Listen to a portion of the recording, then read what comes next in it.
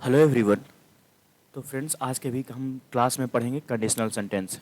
जैसा कि हम पिछले दो लेक्चर में भी कंडीशनल सेंटेंस ही पढ़े थे, तो ये जो लेक्चर होगा अब ये कंडीशनल सेंटेंस का लास्ट लेक्चर होगा फ्रेंड्स। इसके बाद एक एमसीक्यू लेक्चर आएगा, ठीक है, जिसके बाद पूरा आपका कंडीशनल सेंटेंस पूरा कंप्लीट हो जाएगा। और इस तीनों लेक्चर को देखने के बाद मैं निश्चित अ, तरीके से मैं ये कह सकता हूँ कि कोई भी क्वेश्चन कंडीशनल सेंटेंस से रिलेटेड आपका एग्जाम में गलत नहीं होगा और छूटेगा भी नहीं। ठीक है, तो चलिए फिर वीडियो को हम शुरू करते हैं। तो फ्रेंड, यहाँ पर कह रहा है ये, ठीक है, कि अ, यदि तूफान आए तो दरवाज़ा बंद कर देना। तो यहाँ पर भी एक कंडीशनल सेंटेंस लिखा हुआ है, यदि तूफान आए तो दरवाज़ा बंद कर देना। तो देखिए क्या कह रहा है कि this is a real condition. ये एक रियल कंडीशन है, यानी तूफान आ सकता है। दरअसल रियल और अनरियल कंडीशन को पहचानना इसलिए ज़रूरी है क्योंकि रियल कंडीशन के लिए अलग रूल लगता है और अनरियल कंडीशन के लिए हमें अलग रूल को फॉलो करना होता है। तो it is important to understand the condition is real और नॉट। तो ये एक रियल कंडीशन है, तूफान आ सकता है, ठीक है। अब तो इस प्रकार के सेंटेंस में क्या होता है कि in the first clause is given, यानी the first class and the second class advice is given. तो फर्स्ट क्लास में आपका कंडीशन दिया रहता है, जैसे कि यदि तूफान आ जाए। तो फ्रेंड्स, इसमें क्या है, कंडीशन दिया हुआ है, इसमें अपना कंडीशन दिया हुआ है। और इस वाले में क्या दिया है, एडवाइस दिया गया है, ठीक है, एडवाइस दिया जा रहा है यहाँ पर, ठीक है। तो तो इस प्रकार के सेंटेंस को अगर हम अरेंज करें ग्रामेटिकली रूप से, अगर हम इंग्लिश इंग्लिश में इसको ट्रांसलेट करें तो कैसे हम कर पाएंगे। सबसे पहले हमको इसको समझना होगा।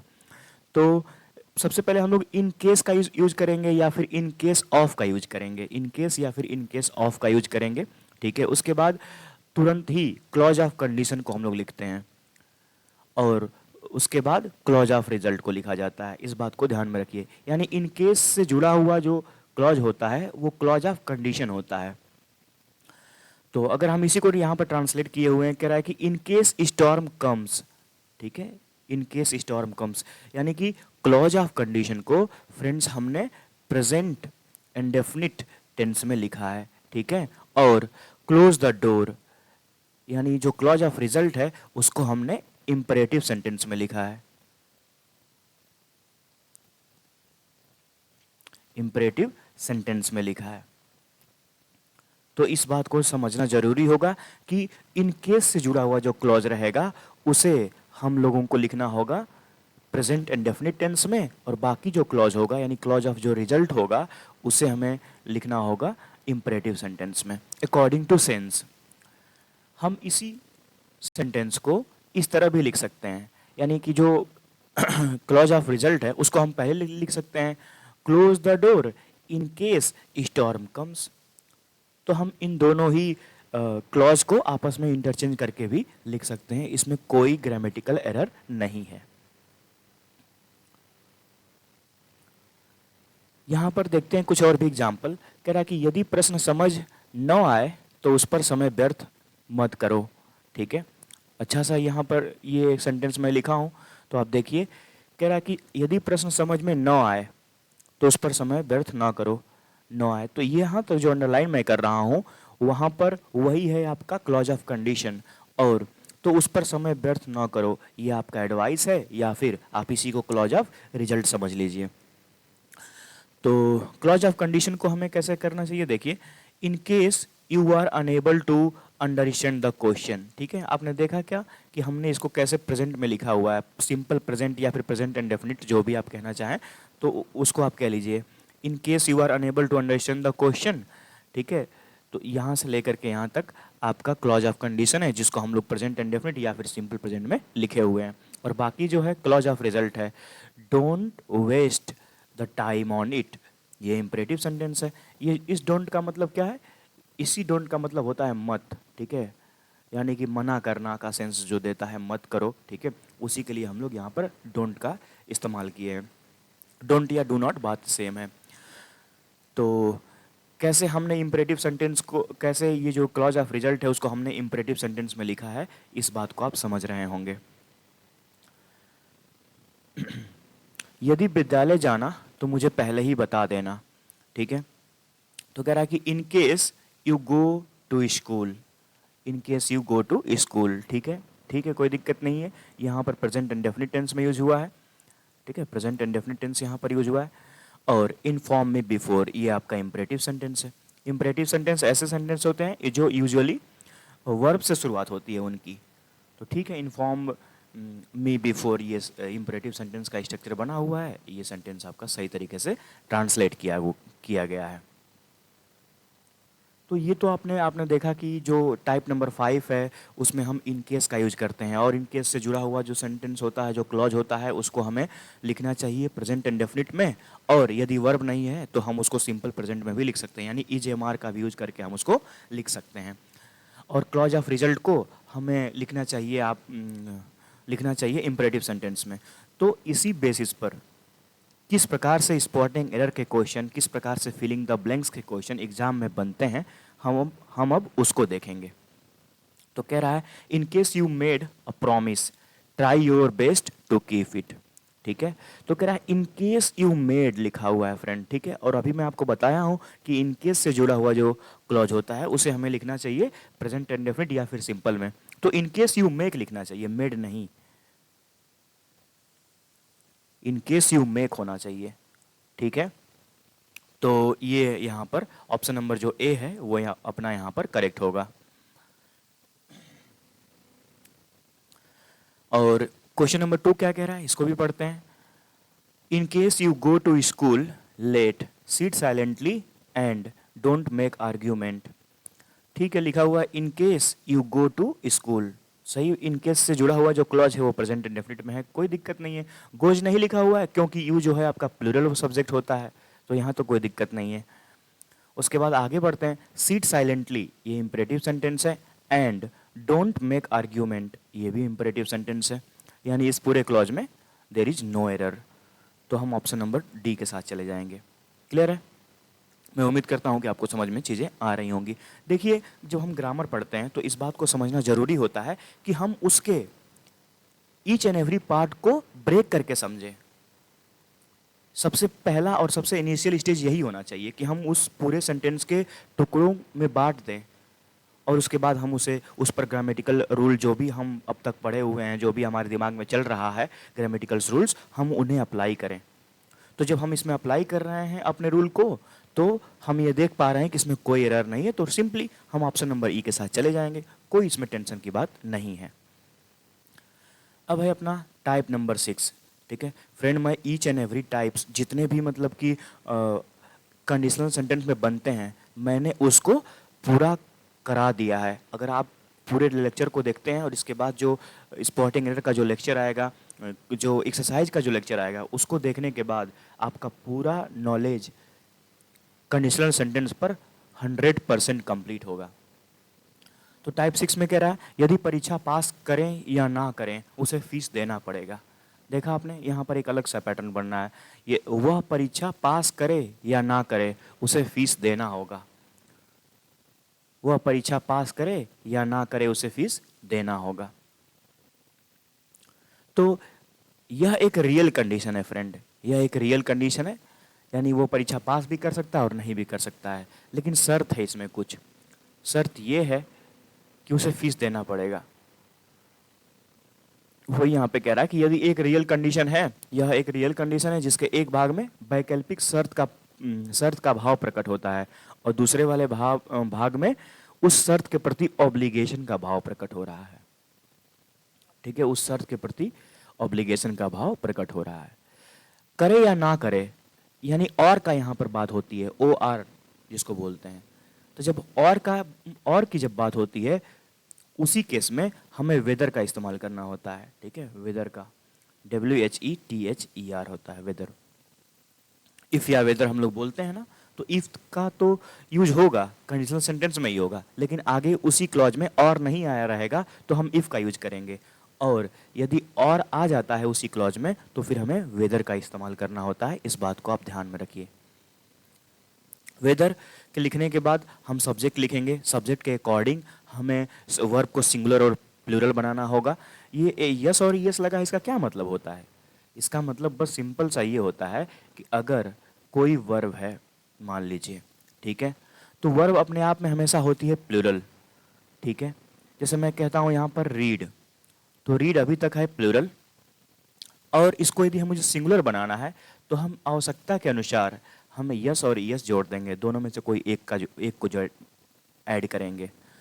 तो हम रीड के साथ केवल हम यस जोड़ते हैं। तो फ्रेंड, जब हम वर्ब के साथ एस और यस जोड़ते हैं तो ये वर्ब बन जाती है कैसी?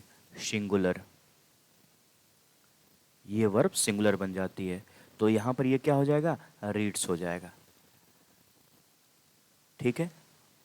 और मैं उम्मीद करता हूँ कि आप इस रूल को जानते होंगे कि कब हमको एस जोड़ना चाहिए और कब हमें ईएस जोड़ना चाहिए। तो अगर किसी भी वर्ब के लास्ट में ओ आ जाए, एक्स आ जाए, एस एच आ जाए, सी एच आ जाए, तो उस केस में हमें ईएस जोड़ना चाहिए और बाकी अन्य सभी के साथ में हमें यस जोड़ना चाहिए।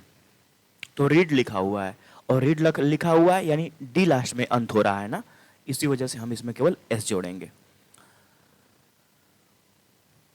तो क्लॉज ऑफ हम कंडीशन की हम बात समझ चुके हैं, ठीक है। और उसके बाद हमें लिखना चाहिए clause of result. Clause of result जो होता है हमें उस सेंस के अनुसार लिख देना चाहिए, ठीक है। जो जैसा भी वो सेंस दे रहा है उसके अनुसार हम उसको लिख देते हैं। यूजुअली आपको याद होगा टाइप फर्स्ट में कि क्लॉज ऑफ कंडीशन को हम लोग प्रेजेंट इंडेफिनिट में लिखते थे, तो क्लॉज ऑफ रिजल्ट को हम फ्यूचर इंडेफिनिट में लिखते थे, यानी सेल और विल का इस्तेमाल करते थे। सेम पैटर्न यही यहाँ पर भी बनता है, बस शर्त ये है कि इसमें इसके बीच में और लग जाता है और इफ के जगह पर वेदर लग जाता है। अगर हम इसी जो हिंदी का सेंटेंस लिखा हुआ है और अगर हम उसी को इंग्लिश में देखें तो ये देख पाते हैं कि weather he passes, weather he passes the exam और नॉट, बिल्कुल सही है।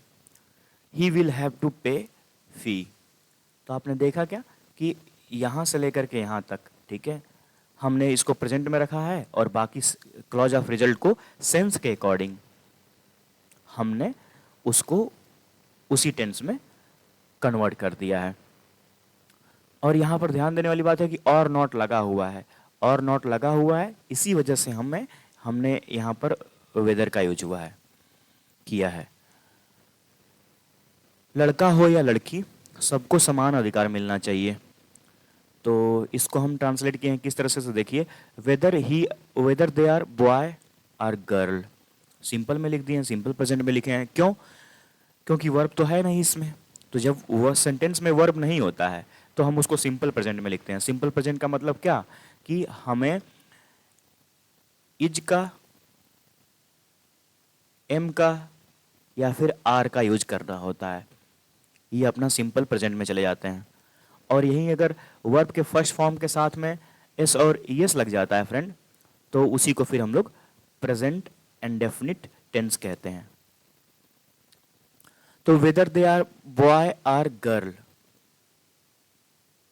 ठीक है, सही बात है। और सेंस के अकॉर्डिंग समान अधिकार मिलना चाहिए, तो फिर क्या, they should be given equal right, passive voice में लिख दिया हम लोगों ने, जैसा सेंस ये दे रहा था उसी के अकॉर्डिंग हमने इसको ट्रांसलेट कर दिया। तो और का यहां पर इस्तेमाल किया गया, they, whether they are boy or girl, और यूज हो गया, और यूज हो गया तो फिर हमें क्लॉज ऑफ कंडीशन में इफ का नहीं वेदर का इस्तेमाल करना चाहिए। अब मैं उम्मीद करता हूं कि आप इसको समझ चुके होंगे, तो चलिए इसी पर बेस्ड कुछ स्पॉटिंग एरर के क्वेश्चन सॉल्व करते हैं। कह रहा है कि इफ यू वर्क हार्ड और not you can not get that post, मतलब तुम चाहे कितना हो भी कठिन परिश्रम कर लो लेकिन तुम्हें वो पोस्ट नहीं मिल सकती है। तो फिर यहां पर और लगा हुआ है, या फिर आप समझे कि यहां पर और नॉट लगा हुआ है, तो इस केस में हमें इफ का यूज नहीं करना चाहिए, हमें इसको कैंसिल आउट करके वेदर का यूज करना चाहिए फ्रेंड, वेदर का यूज करना चाहिए।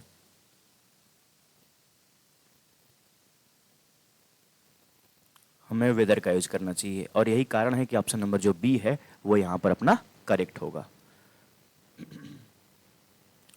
और you can not get this post, ठीक है, सही है, कोई दिक्कत नहीं है यहाँ पर। तो ऑप्शन नंबर जो यहाँ पर ए है उसमें हमें एरर देखने को मिला है। अब आगे, whether he lives in city और not he has to pay considerable tax. ठीक है, तो वेदर लगा हुआ है, सही बात है। ठीक है, ये सही इसलिए है क्योंकि और नॉट बीच में आया हुआ है, कोई दिक्कत नहीं है। अब ही लगा हुआ है, यहाँ पर लिप्स लगा हुआ है, ही रहेगा तो ही, जैसे कि आपको पता है कि सब्जेक्ट सिंगुलर है तो हमें लिप्स को भी सिंगुलर ही बनाना पड़ेगा, तो ही लिप्स लिखा हुआ है, ये भी ठीक है। अब आगे लिखा हुआ है he has to pay the considerable tax, he has to pay the considerable tax, तो ठीक है, ये भी, ये कोई दिक्कत नहीं है इसमें फ्रेंड। ठीक है, इसमें कोई दिक्कत नहीं है। अगर ही के जगह पर केवल लीव होता तो फिर इस पार्ट में गलती होती, क्योंकि ही के साथ हमें लीव नहीं लिव्स का इस्तेमाल करना होता है। अब हम लोग बढ़ेंगे अपने एक नेक्स्ट टाइप की तरफ, जो कि है अपना टाइप नंबर 7। तो टाइप नंबर 7 में क्या कह रहा है, इसको समझिए। आप हर परीक्षा पास कर सकते हैं बशर्ते आप परिश्रम करें।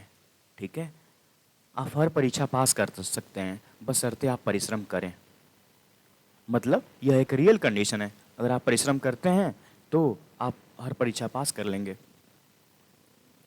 तो वही यहाँ पे कह रहा है कि यह एक रियल कंडीशन है जिसके एक भाग में शर्त एवं दूसरे भाग में परिणाम को बताया जाता है।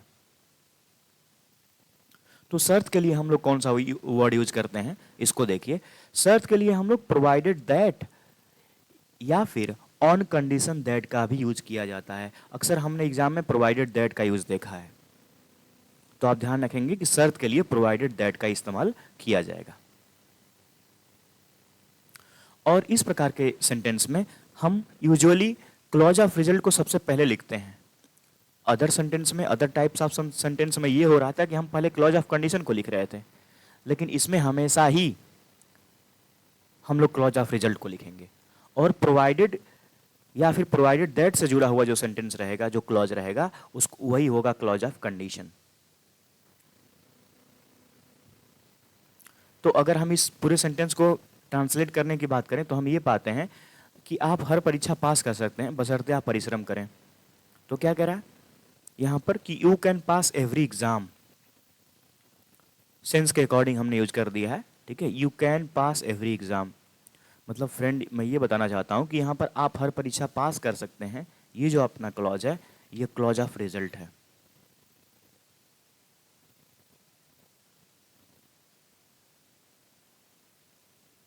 ये अपना है क्लॉज ऑफ रिजल्ट। और यहाँ पर बशर्ते से जुड़ा हुआ जो क्लॉज है वो है अपना क्लॉज ऑफ कंडीशन।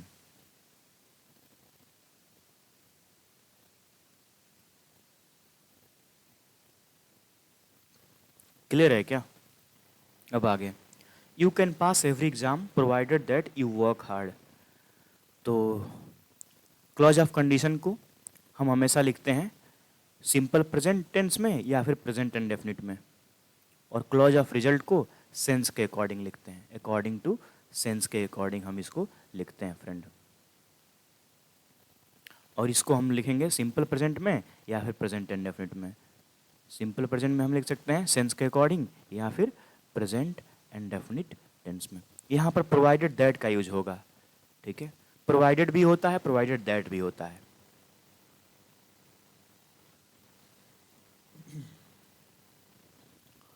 तो यहाँ पर एक सेंटेंस लिखा हूँ, चलिए इसको पढ़ते हैं।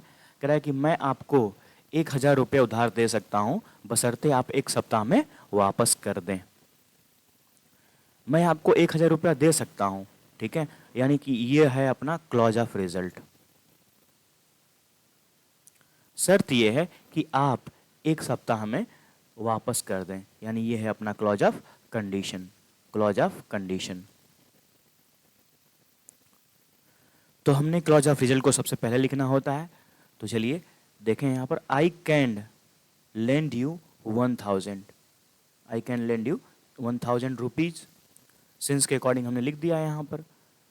दे सकता हूँ, कैन का यूज होगा, हमने यहाँ पर कैन का यूज कर दिया है।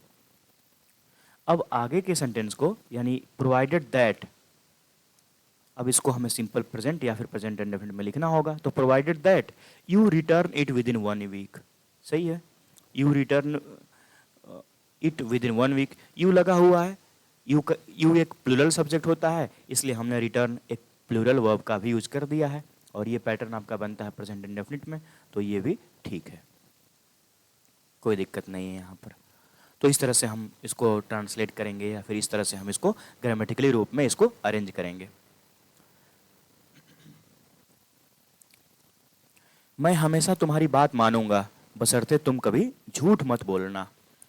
तो I will always follow you, ठीक है, ये अपना क्लॉज ऑफ रिजल्ट हो गया। Provided that you never tell a lie, provided that you never tell a lie, सही बात है यहाँ पर, ठीक है, you never tell a lie. ये भी आपका किस में है, तो प्रेजेंट इंडेफिनिट टेंस में है। दरवाजा खुला रहेगा बशर्ते तुम समय पर घर पहुंच जाना। तो दरवाजा खुला रहेगा, तो डोर विल बी ओपेंड, खुला रहेगा, ओपेंड पैसिव वॉइस मैं लिखा हूं, कोई खुला रहेगा, ठीक है। Provided that you arrive home on time, तो ये भी आपका क्या है, तो ये भी आपका प्रेजेंट इंडेफिनिट टेंस में ही है। तो आपने देखा क्या कि प्रोवाइडेड दैट से जुड़ा हुआ जो क्लॉज है फ्रेंड, हम उसको लिख रहे हैं प्रेजेंट इंडेफिनिट टेंस में, बस आपको यही समझना है। और बाकी प्रोवाइडेड दैट के ही पूरे सेंटेंस में जो नेक्स्ट क्लॉज यानी क्लॉज ऑफ जो रिजल्ट होगा उसको हमें उसी के सेंस के अकॉर्डिंग लिखना होगा।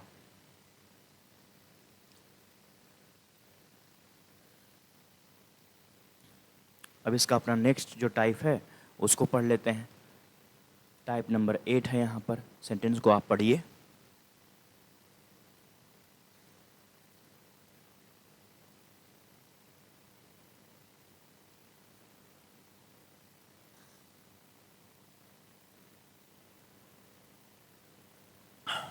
चलिए, तो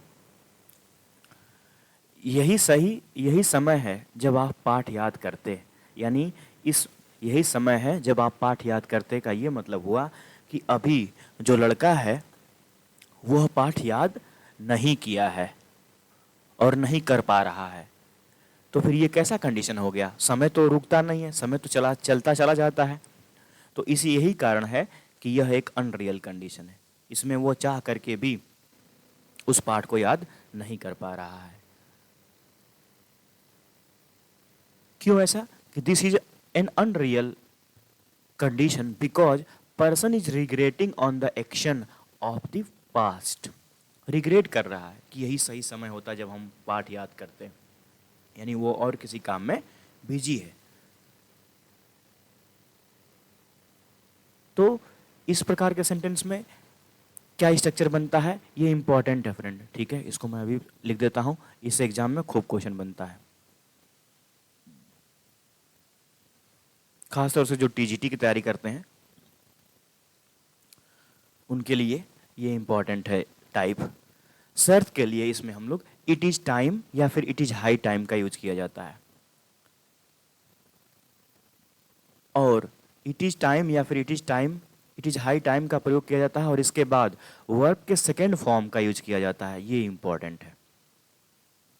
इट इज टाइम या फिर इट इज हाई टाइम के के बाद आने वाला जो क्लॉज होता है हमेशा वर्ब के सेकेंड फॉर्म में होता है, यानी मैं यूँ कहूँ कि वो हमेशा पास्ट इंडेफिनिट टेंस में होता है, क्योंकि आपको पता है कि वर्ब के सेकेंड फॉर्म तो केवल एक ही टेंस में यूज किया जाता है, ठीक है, और वो कौन सा टेंस है, तो पास्ट इंडेफिनिट टेंस है।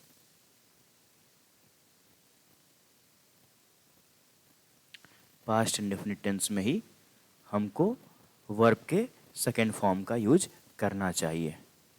तो लिखा हुआ है it is time you dash the lesson, अब यहां से लर्न करना होता है, ठीक है, तो सेकेंड फॉर्म आप ढूंढ लीजिए। तो लर्न लर्नड लर्नड होता है, ठीक है,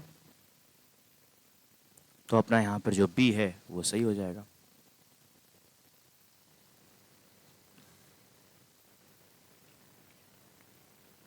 यही सही समय है जब आप अपने पैरों पर खड़ा होते।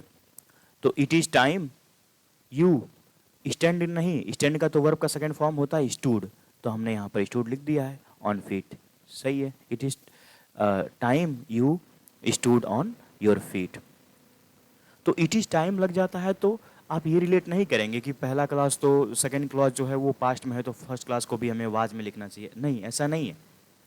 इट इज़ टाइम देखते ही समझना चाहिए कि यह एक कंडीशनल सेंटेंस है और कंडीशनल सेंटेंस में यूजुअल रूल अप्लाई नहीं होते हैं। उसको उस टॉपिक को आप कंडीशनल सेंटेंस के ईच एंड एवरी टॉपिक्स को आपको पढ़ना ही होगा। यदि सही समय है जब मैं घर वालों को आर्थिक रूप से मदद कर पाता। It is time I supported my family financially.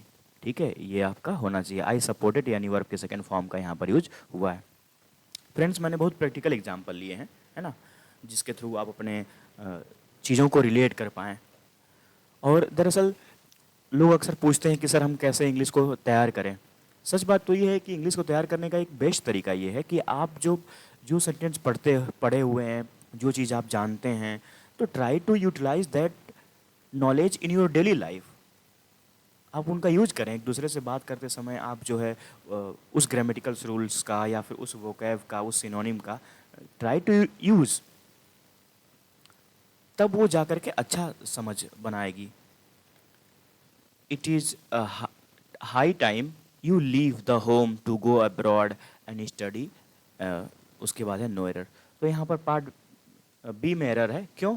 क्योंकि यहाँ पर लीव नहीं, लीव का होता है लेफ्ट। लीव का V2 क्या बनता है? लेफ्ट बनता है, इसलिए अपना बी पार्ट में एरर है। It is dash he did not. अब देखिए ही डिड नॉट लगा हुआ है, कोई दिक्कत नहीं है। यानी कि जब निगेटिव पास्ट इंडेफिनिट का जो निगेटिव बनता है फ्रेंड, तो डिड नॉट का हमें यूज करना होता है। फ्रेंड्स, तो आप पढ़े ही हैं, कोई दिक्कत नहीं है।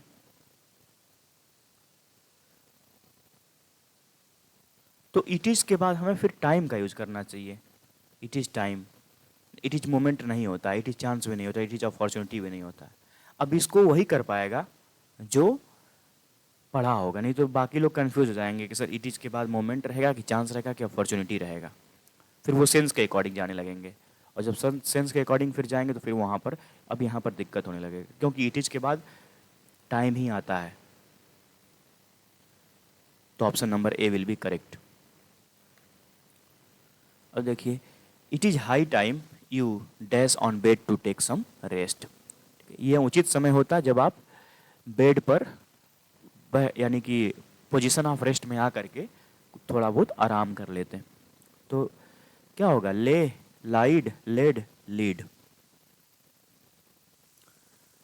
तो सबसे पहले हमें ये जानना होगा कि जो पोजीशन ऑफ रेस्ट होता है उसके लिए हम कौन सा वर्ब का इस्तेमाल करते हैं फ्रेंड?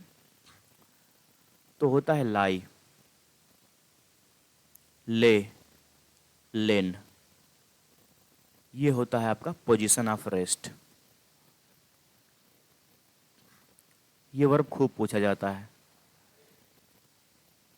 ठीक है। और दूसरा क्या होता है? एक होता है लाई, लाइड, और लाइड बनता है। इसका मतलब क्या होता है फ्रेंड? तो झूठ बोलना, झूठ बोलना। और एक और बनता है इसी का पेयर, ले, लेड, लेड। ठीक है, इसका मतलब होता है put by force, put by force.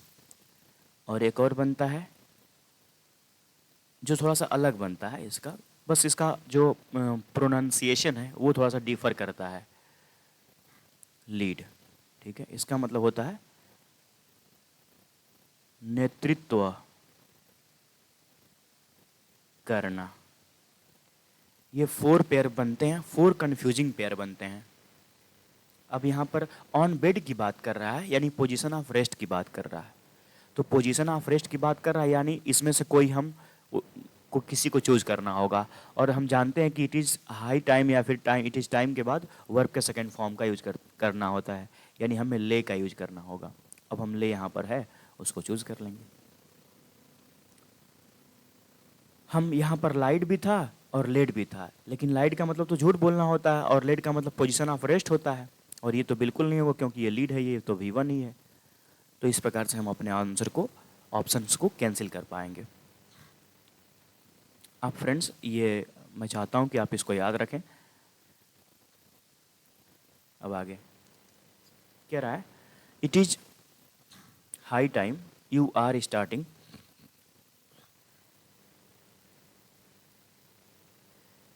This work my friend said to me. तो it is high time you are starting, यहाँ पर बी में गलती है, ठीक है, क्योंकि इट इज़ हाई टाइम के बाद हमें ये जो क्लॉज होगा इसको हमें पास्ट में लिखना चाहिए, ठीक है।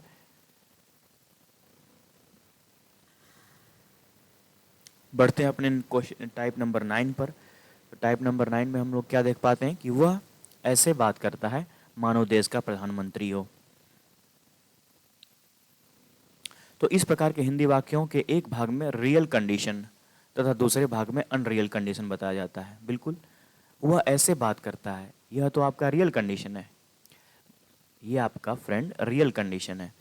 मानो हमारे देश का प्रधानमंत्री हो, यही आपका अनरियल कंडीशन है। तो फिर इस प्रकार के सेंटेंस को हम कैसे ट्रांसलेट करते हैं और किस प्रकार के ग्रामेटिकल पैटर्न को यहाँ पर फॉलो किया जाता है। तो इसमें शर्त के लिए एस इफ़ या फिर एज दो का यूज़ किया जाता है। एस इफ़ या फिर एज दो का यूज़ किया जाता है। अक्सर हम एस इफ़ का ही यूज़ करते हैं। तो क्लॉज ऑफ रिजल्ट को सेंस के अकॉर्डिंग तथा क्लॉज ऑफ कंडीशन को दो प्रकार से लिखा जाता है। अब वो कौन से दो प्रकार हैं, कौन से दो टाइप हैं, चलिए समझते हैं। यहाँ पर ध्यान रखिए आप कि शर्त के लिए एज इफ का इस्तेमाल किया जाएगा। तो क्लॉज ऑफ कंडीशन हो जाएगा। क्लॉज ऑफ कंडीशन में अब दो प्रकार के स्ट्रक्चर बनते हैं। क्लॉज ऑफ कंडीशन में जब अनफुलफिल्ड विश की बात करेगा, यानी कि जो इच्छा पूरी नहीं हुई है उसके लिए जब बात करेगा, तो उसको उस केस में हमको पास्ट इंडेफिनिट टेंस में लिखना होगा, यानी वर्ब के सेकेंड फॉर्म के साथ में लिखना होगा। और यदि क्लॉज ऑफ कंडीशन में कोई रिपेंट एक्शन की जब बात करेगा, कोई रिपेंट एक्शन की बात करेगा, तो उसे हमें लिखना होगा पास्ट परफेक्ट टेंस में। यानी पास्ट परफेक्ट टेंस का मतलब क्या होता है, हैड प्लस V3, हैड के साथ वर्ब के थर्ड फॉर्म का यूज करना होगा।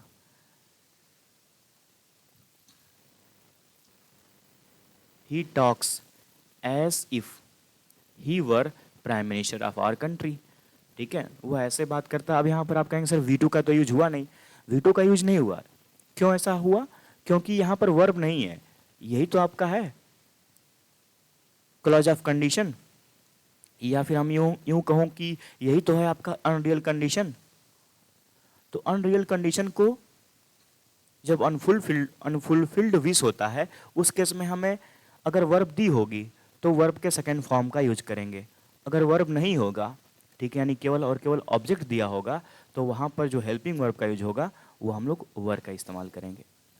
ये कुछ आपका जो फर्स्ट टाइप है उससे ये मिल रहा है। तो यहाँ पर कह रहा है ही टॉक्स, ठीक है, एज इफ, यानी ये आपका रियल कंडीशन है ही टॉक्स, और यहाँ पर ये आपका अनरियल कंडीशन है as if he were the prime minister of our country. सही है, कोई दिक्कत नहीं है यहाँ पर। वह ऐसे जताता है मानो उसने सभी परीक्षा पास कर ली हो। तो he pretends as if he had passed all exam, ठीक है। अब यहाँ पर रिपेंड कर रहा है, पास्ट की बात हो यहाँ पर कर रहा है, पास कर ली हो, तो इसलिए हमने यहाँ पर रिपेंट की बात कर रहा है। यही कारण है कि हमने इसको किस तरह लिखा है, तो हैड प्लस V3 के साथ लिखा है, यानी पास्ट परफेक्ट टेंस में लिखा है। अब आप इस क्वेश्चन को बताइए, क्वेश्चन नंबर 1 में क्या फील करेंगे कि आपका सेंटेंस जो होगा वो सही हो जाएगा। She walks dash if the earth belong to him. तो सी वॉक्स, वह ऐसे चलती है मानो पृथ्वी उसी की हो। तो इफ लगा हुआ है यहाँ पर, ठीक है, वॉक्स लगा हुआ है, earth belongs to him, earth belong to him, ठीक है। तो if the earth belonged to him होना चाहिए, ठीक है, यहाँ पर ईडी जोड़ना चाहिए। तो फ्रेंड्स अपना यहाँ पर ऑप्शन नंबर जो ए है वो यहाँ पर करेक्ट हो जाएगा। एज इफ होता है, ठीक है, या फिर एज दो होता है।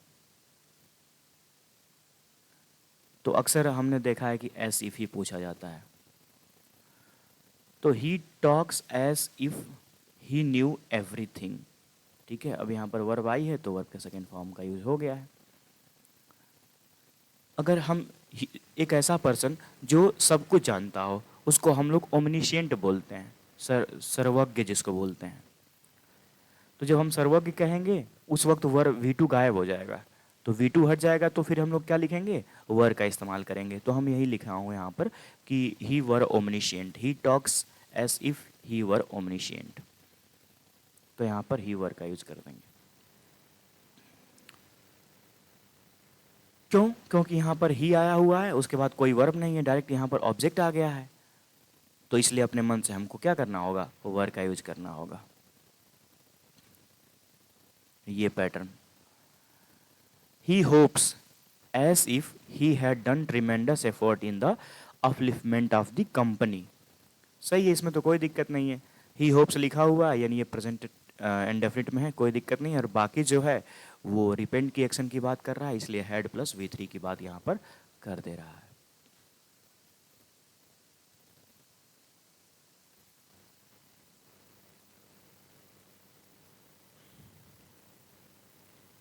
और देखते हैं फ्रेंड, यानी ये अपना लास्ट टाइप है।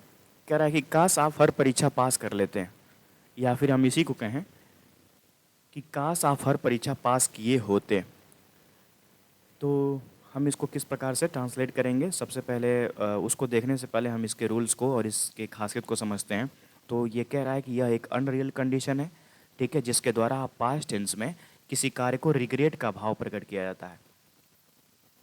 काश आप हर परीक्षा पास किए होते, यानी अभी क्या वो परीक्षा पास किया है क्या, नहीं किया हुआ है, ठीक है, इसीलिए यह अनरियल कंडीशन है। और अनरियल कंडीशन है और साथ ही साथ क्या, पास्ट में रिग्रेट कर रहा है, रिपेंट कर रहा है। तो ये भी एक इम्पॉर्टेंट टाइप बनता है, ये इम्पॉर्टेंट टाइप बनता है, आप इसको ध्यान में रखेंगे। ऐसे वाक्यों में शर्त के लिए आई विश का या फिर इफ ओनली का प्रयोग किया जाता है। तो जब मैं आई विश लिखता हूँ यहाँ पर, तो आई विश के बाद अनफुलफिल्ड डिज़ायर की बात होगी। उस केस में सबसे पहले हमें सब्जेक्ट लिखना होगा, वर्ब के सेकंड फॉर्म का यूज़ करना होगा, फिर ऑब्जेक्ट का यूज़ करना होगा। अनफुलफिल्ड डिज़ायर लिखा हुआ है और यही रिपेंट इन पास्ट की बात करता, तो फिर हैड प्लस V3। तो आपने अभी तक आप पूरी तरह से समझ चुके होंगे कि जहाँ पर अनफुलफिल्ड डिज़ायर की बात हो रही है वहाँ पर हम V2 का यूज़ कर रहे हैं, वर्ब के सेकंड फॉर्म का यूज़ कर रहे हैं। और जहाँ पर रिपेंट इन पास्ट की जब बात हो रही है वहाँ पर हैड प्लस V3 या फिर पास्ट परफेक्ट टेंस की बात कर रहे हैं। ये पैटर्न सभी टाइप्स में फॉलो हो रहा है, बस हल्के फुल्के चेंजेस आ रहे हैं। तो बस आप उनको ध्यान में रखिए, बाकी ये जो दोनों चीज़ें हैं ये फंडामेंटल है, कंडीशनल सेंटेंस में ये फंडामेंटल रूल है। तो आई विश का ध्यान रखेंगे, यहाँ पर हम कंडीशन के लिए आई विश का यूज किया जाता है। काश महात्मा गांधी जीवित होते, ठीक है, या फिर हम पहले वाले टेंस को यहाँ पर काश आप हर परीक्षा पास किए होते, अगर हम इसको ट्रांसलेट करते हैं तो ये देखते हैं कि आई विश, ठीक है, आई विश लिखा हुआ, आई क्वालिफाइड एवरी एग्जाम, ठीक है।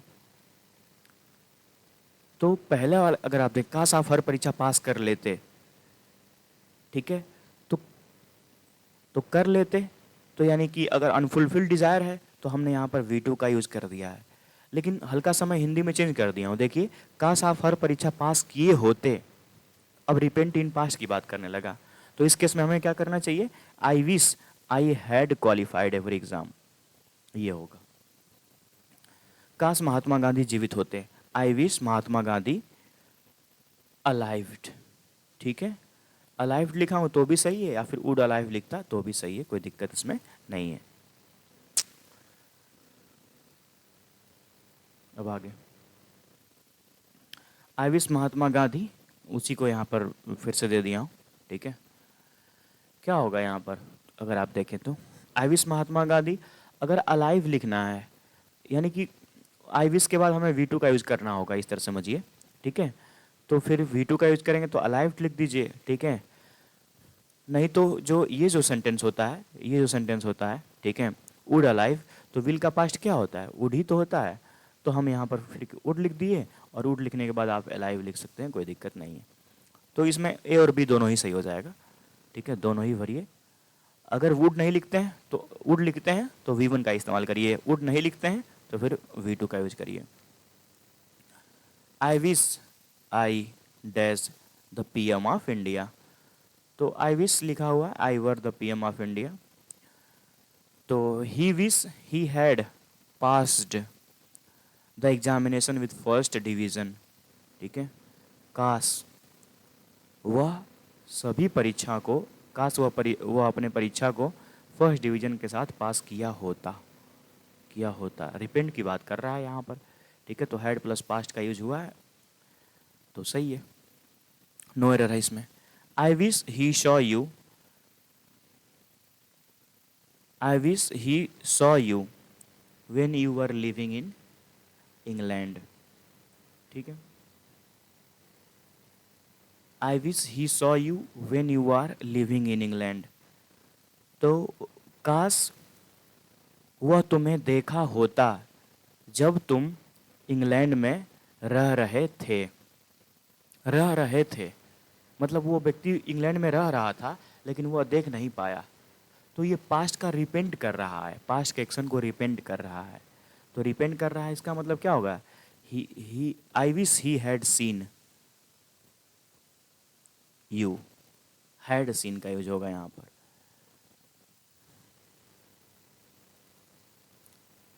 मतलब अगर हम इस सेंटेंस को देखें फ्रेंड, ठीक है, इसमें तो इसमें आप कंफ्यूज नहीं रहिए, ठीक है। ही विश लिखा हुआ है, he had pass the exam with first division, ये रिपेंट इन एक्शन की बात कर रहा है, ठीक है। बस इस तरह समझिए, रिपेंट इन एक्शन की बात कर रहा है।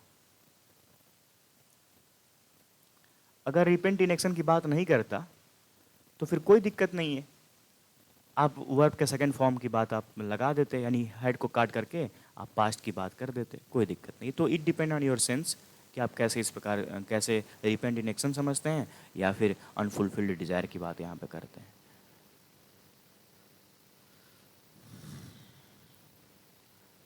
तो इस प्रकार से ये अपना लास्ट लेक्चर रहा। जितने भी टाइप थे मैंने 10 टाइप आपको कवर कराए हैं, देखिए यहाँ पर हमने 10 टाइप आपको कवर करा दिए हैं, ठीक है। तो आप इस टाइप को अपने नोट्स पर लिख सकते हैं, टेलीग्राम से जुड़ करके आप इसके PDF को भी पा सकते हैं। और एक लेक्चर इस पर आएगा जो होगा टोटली MCQ बेस्ड, तो उस लेक्चर को देखने के बाद जितने भी आपके डाउट्स होंगे दूर हो जाएंगे। दरअसल हमने क्या किया है, हमने अभी थ्योरी पढ़ा है पूरा, हमने पूरे रूल्स को पढ़े हैं। अब हम कंपाइलेशन एक ही जगह पर होगा क्वेश्चंस का और हम उनको सॉल्व करेंगे, जिससे कि हम सभी रूल्स को अपने दिमाग में ट्रैक कर पाएँ, ठीक है। और बहुत जल्दी हम मिलेंगे अपने नेक्स्ट लेक्चर में। So thank you everyone.